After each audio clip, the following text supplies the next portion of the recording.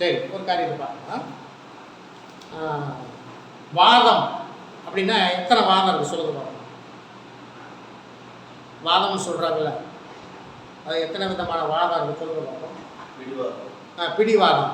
அடுத்து பக்கவாதம். அப்புறம் வாக்குவாதம். அப்புறம் முடக்குவாதமா?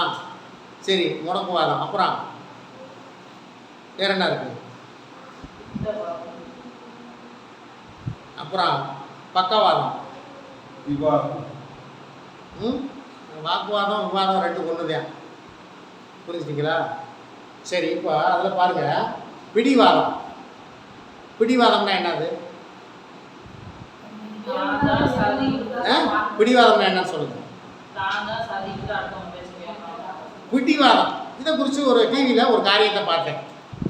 கவனிங்க, இதை குறித்து சின்ன ஒரு இதுதான். டிவியில் ஒரு காரியத்தை பார்த்தேன்.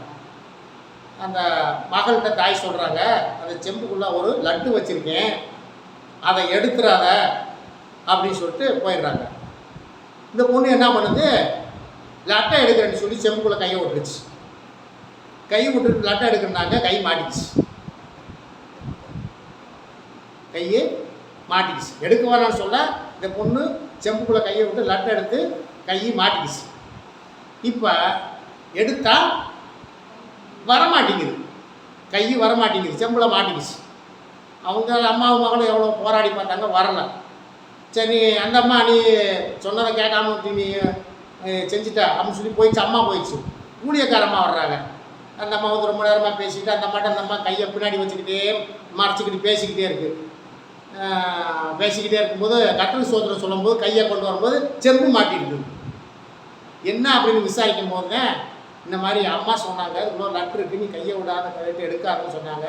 நான் எடுத்துட்டேன், இப்போ எடுக்கிற கையை விட்டே மாட்டிக்கிச்சு. இவ்வளோதான் விஷயமா? இதுக்கு தான் இவ்வளோ தயங்கிறியா, வருத்தப்படுறியா? சரி, இப்படி லட்டை கையில் பிடிச்சிருக்கியா விட்டுட்டியான்னு கேட்டாங்க. கையில் பிடிச்சிட்டே இருக்கேன் அப்படின்னு சொல்லி லட்டை விட்டுட்டு கையை எடுன்னு சொன்னாங்க. லட்டை விட்டுட்டு கையை எடுத்தோன்னா கை வந்துடுச்சு.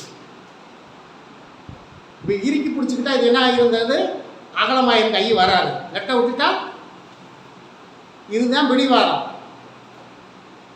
இப்போ சில காரியங்கள் நம்ம விடுதலை ஆகணும்னா என்ன பண்ணணும்? பிடிவாதம் பிடிக்காதீங்க. பிடிவாதம் யாராக இருந்தாலுங்க, யாருக்கு தனிப்பட்டதில்ல, பிடிவாதம் பண்ணக்கூடாது. அப்புறம் வந்து பாருங்க, திமிர்வாதம். இது பைபிள்ல இருக்கா? திமிர்வாதம் பிடித்த ஒருவன் அப்படிங்கிற இது திமிர்வாதங்கிறது இது ஒரு வாதம், நோய். அது நோயின்னு சொல்றத காட்டிலும் இது ஒரு வாதம், திமிராகவே இருக்கிறது. இதுக்கு பேரும் எப்படி பிடிவாதமோ அது போல தான் திமிர்வாதம். எப்போ பார்த்தாலும் திமிராகவே தெரியாது. அப்போ இதுவும் ஒரு வாதம். அப்புறம் வாக்குவாதம், எப்போ பார்த்தாலும் வாக்குவாதம் பண்ணுறது. அப்புறம் என்ன சொன்னீங்க? முடக்குவாதமா? முதல்ல பிடிவாதத்தை விட்டுருங்க. எதை விட்டுருன்னா பிடிவாதத்தை விட்டுருங்க, திமிர்வாதத்தையும் விட்டுருங்க, அப்புறம் வாக்குவாதத்தையும் விட்டுருங்க. இதை மூணையும் விட்டுட்டிங்கன்னா என்ன வாதம் வராது தெரியுமா? பக்கவாதம் வராது. பக்கவாதம் வந்துருச்சா என்ன தெரியுமா? பக்கவாதம் வந்துருச்சா என்ன நடக்கும் தெரியுமா? படுக்க ஆயிரணும். இல்லை கொஞ்சம் சரி பண்ணாலும் ஒரு கையும் ஒரு காலும் வராது. அப்படின்னா என்னன்னு சொல்லிட்டு இங்கே நிறைய விஷயம் இருக்குது. இந்த பக்கவாதம் யாருக்கு வரும் தெரியுமா? ப்ரெஷர் இருக்கவங்களுக்கு இந்த பக்கவாதம் வர்றதுக்கு வாய்ப்பு இருக்குது. அப்போ ப்ரெஷர் இருக்கவங்க சில பொருட்களை சாப்பிடக்கூடாது, தெரியுமா? சில பொருட்களை சாப்பிடக்கூடாது. சாப்பிட்டா என்ன ஆகும்? பக்கவாதம் வந்துடும். பிடிவாதம் பண்ணிக்கிட்டு நான் அதை சாப்பிடுன்னு சாப்பிட்டா அப்புறம் பக்கவாதம் தேவை. ஆகவே முதல்ல என்ன பண்ணிடு, பிடிவாதத்தை விட்டுருங்க. ஒன்றும் இல்லை, ப்ரெஷர் இருக்கிறவங்க ஆட்டுக்கறி கொழுப்பு கறிலாம் சாப்பிடக்கூடாது, தெரியுமா?